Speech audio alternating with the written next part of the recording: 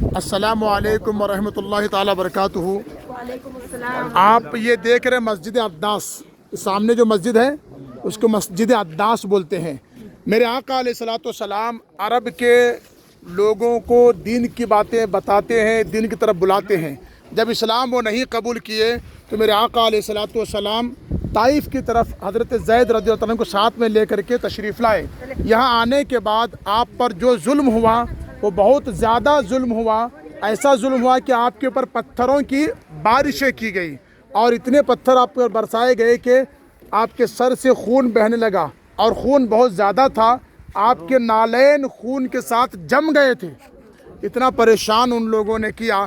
حضرت زید کا حال یہ تھا کہ جب پتھر سامنے سے آتے تو حضرت زید سامنے ہو جاتے سرکار کے، اور اب کبھی پیچھے سے پتھر آتے سرکار کے پیچھے حضرت زید ہوتے، وہ بھی زخموں سے چور ہو چکے تھے۔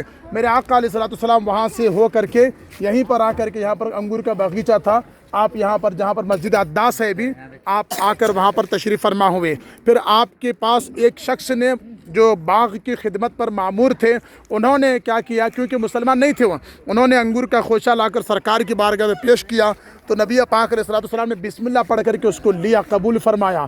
تو بسم اللہ سن کر کے وہ شخص، انہوں نے یہ کہا کہ آپ یہاں پر تو کوئی بسم اللہ نہیں پڑھتا، آپ کون ہیں؟ تو میرے آقا نے کہا کہ میں اللہ کا پیغمبر ہوں۔ تو پھر پورے طائف کے سفر میں اس ایک شخص نے، انہوں نے ایک اکیلے ایسے، وہ ایک ایسے تھے جنہوں نے اسلام قبول کیا ہے۔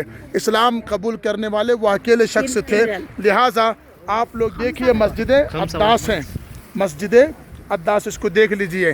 اور اس کے بعد نبی پاک علیہ السلام کی بارگاہ میں پہاڑوں کے فرشتے آئے، آ کر کے کہتے ہیں کہ آقا آپ حکم دیجئے، ہم پورے طائف کے لوگوں پر پہاڑ کیا کریں گے، ڈال دیں گے، گرا دیں گے، ختم کر دیں گے، ان کو دبا دیں گے۔ مگر میرے آقا نے فرمایا میں جو دیکھ رہا ہوں وہ تم نہیں دیکھ رہے۔ آج یہ لوگ مجھے نہیں جانتے، نہیں مانتے، مسلمان نہیں ہو رہے ہیں، مگر آگے چل کر کے لوگ مسلمان ہو جائیں گے، اللہ کے ذکر سے زمین کو بھر دیں گے۔ سبحان اللہ، انہوں نے یہ کہا تھا۔ اور انتقام جوئی کے واسطے مصطفیٰ تشریف نہیں لائے تھے، چاہے جتنی تکلیفیں دی جائیں۔ میرے آقا کا فرمان ہے دین کے کاموں میں جتنی تکلیفیں مجھے دی گئی کسی اور پیغمبر کو نہیں دی گئی ہے۔ تبھی تو صرف 23 سال کی مدت میں حضرت نوح علیہ السلام 950 سال تبلیغ کیے، 20 لوگ مسلمان ہوئے۔ میرے آقا نے 20 پر 3 سال، 23 سال آپ نے دین کی تبلیغ فرمائی، دین کی باتیں لوگوں تک پہنچانے کی کوشش کی۔